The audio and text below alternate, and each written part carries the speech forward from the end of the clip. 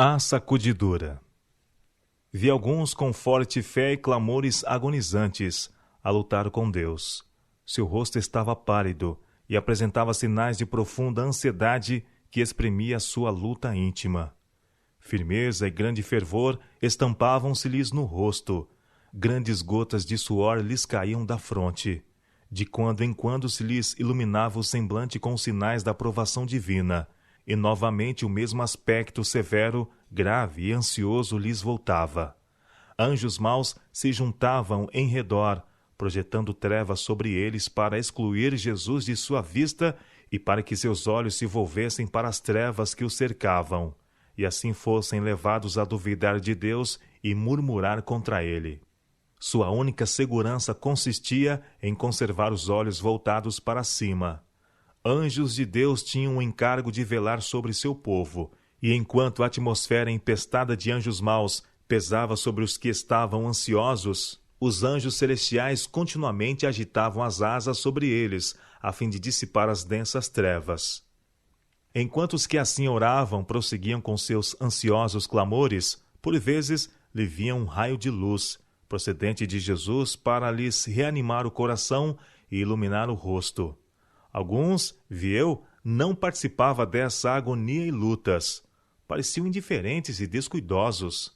Não se opunham às trevas que os rodeavam, e estas os envolviam semelhantes a uma nuvem densa. Os anjos de Deus deixavam estes e iam em auxílio dos que se afligiam e oravam. Vi anjos de Deus apressarem para assistir a todos os que lutavam com suas forças todas a fim de resistir aos anjos maus, e procuravam auxílio, clamando a Deus com insistência.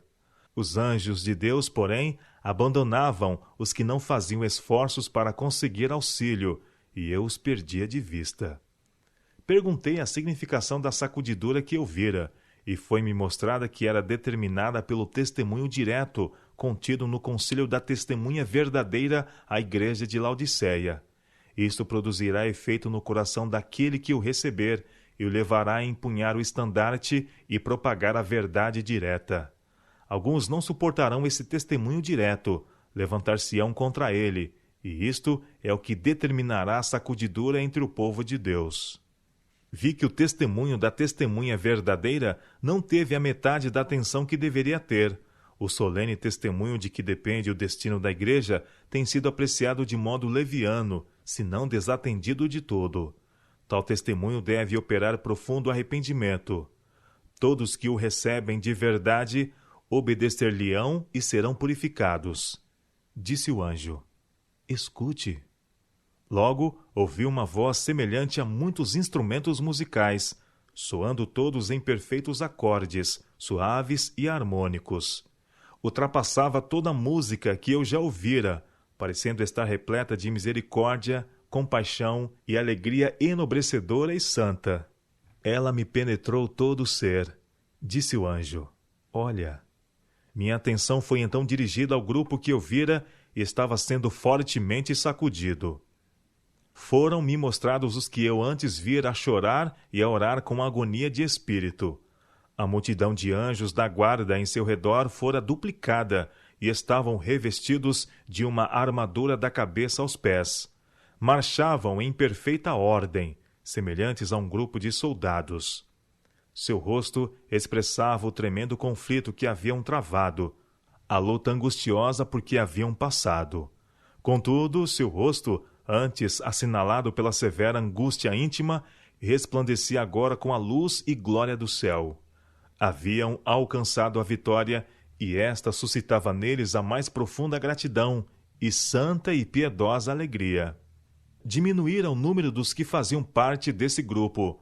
Ao serem sacudidos, alguns tinham sido arrojados fora do caminho.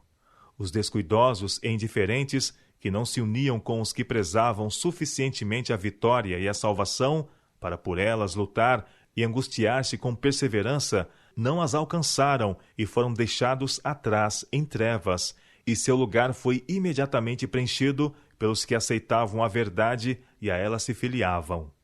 Anjos maus se lhe agrupavam ainda ao redor, mas sobre eles não tinham poder. Ouvi os que estavam revestidos da armadura falar sobre a verdade com grande poder. e isto produzia efeito. Muitos tinham sido amarrados, algumas mulheres pelos maridos e crianças por seus pais. Os honestos que tinham sido impedidos de ouvir a verdade, agora avidamente a ela aderiam. Fora-se todo o receio de seus parentes, e somente a verdade lhes parecia sublime. Haviam estado com fome e sede da verdade. Esta lhes era mais querida e preciosa do que a vida. Perguntei o que havia operado esta grande mudança. Um anjo respondeu: foi a chuva serôdia, o refrigério pela presença do Senhor, o alto clamor do terceiro anjo. Grande poder possuíam estes escolhidos. Disse o anjo: olha, minha atenção foi dirigida para os ímpios, ou incrédulos. Estavam todos em grande agitação. O zelo e poder de Deus havia-os despertado e enraivecido. Havia confusão de todos os lados.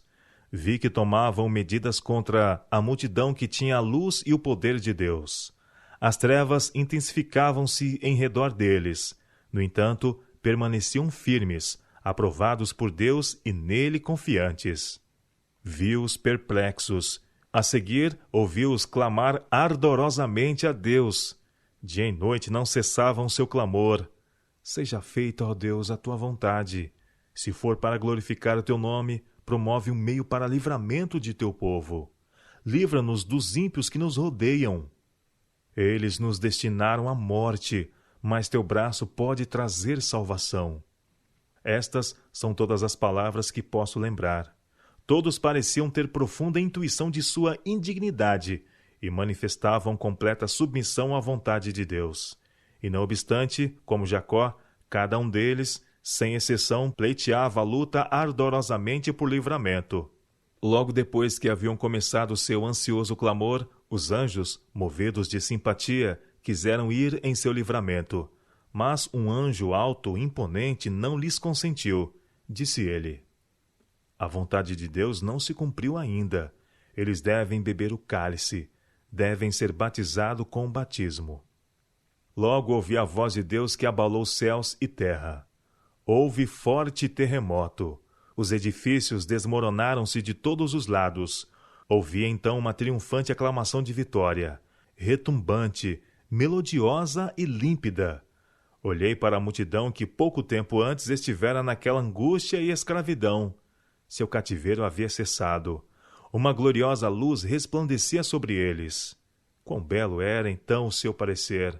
Todos os sinais de cuidados e cansaço haviam desaparecidos, e viam-se de novo saúde e beleza em cada semblante. Seus inimigos, os ímpios em redor deles, caíram como mortos. Não podiam suportar a luz que brilhava sobre os que haviam tido livramento e eram santos. Essa luz e glória permaneceram sobre eles, até que Jesus foi visto nas nuvens do céu, e o grupo fiel e provado foi, num momento, num abrir e fechar de olhos, transformado de glória em glória. E abriram-se as sepulturas, e os santos saíram revestidos de imortalidade, exclamando: vitória sobre a morte e a sepultura! E juntamente com os santos vivos foram arrebatados para encontrar seu Senhor nos ares, enquanto aclamações de júbilo e vitória, profusas e melodiosas, eram proferidas por todo o lábio